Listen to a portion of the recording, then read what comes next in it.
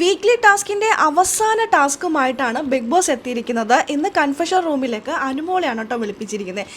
അനുമോൾ പറയുന്നത് കേട്ട് big boss വരെ ഞെട്ടിപ്പോയി. അത്തരത്തിലാണ് കൺഫെഷൻ റൂമിൽ അനുമോളും ബിഗ് ബോസും തമ്മിലുള്ള കോൺവെർസേഷൻ പോയിരിക്കുന്നത്.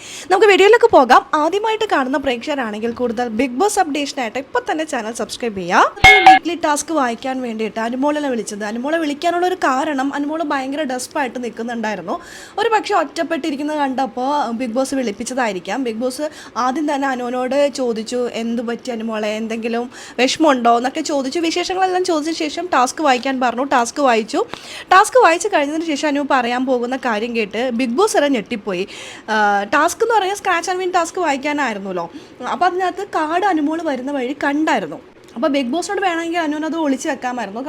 എന്നിട്ട് അനുവിന് പിന്നെ പോയി വേണമെങ്കിൽ എടുക്കാമായിരുന്നു. അനു പറയുന്നത്, ബിഗ് ബോസെ ഞാൻ വരുന്ന വഴി 1-2 കാർഡ് കണ്ടു എന്ന്. അപ്പോൾ ബിഗ് ബോസ് ചോദിക്കാൻ, ആരാ പറഞ്ഞേ നോക്കാൻ? അപ്പോൾ അനുവോള്, ഞാൻ എൻ്റെ കണ്ണിൽ കണ്ടതല്ലേ, അതെന്ത് ചെയ്യാൻ പറ്റും? അനുവിനാണെങ്കിൽ മറച്ചു വെക്കായിരുന്നു. സത്യം പറഞ്ഞാലും പ്രശ്നം, സത്യം പറഞ്ഞില്ലെങ്കിലും പ്രശ്നം. ഏതൊരു കളിക്കും ഒരു അന്തസ് വേണമല്ലോ. ആ ഒരു അന്തസ്സോട് കൂടി തന്നെയാണ് കേട്ടോ അനുമോൾ കളിക്കുന്നത്. പിന്നെ കളിയുടെ ഇടയിൽ പല സ്ട്രാറ്റജീസും എല്ലാവരും എടുക്കും. ബിഗ് ബോസിന് അനുമോൾ ചതിക്കില്ല. ബിഗ് ബോസ് ടാസ്ക് വായിക്കാൻ വിളിച്ചു, ടാസ്ക് വായിച്ചു.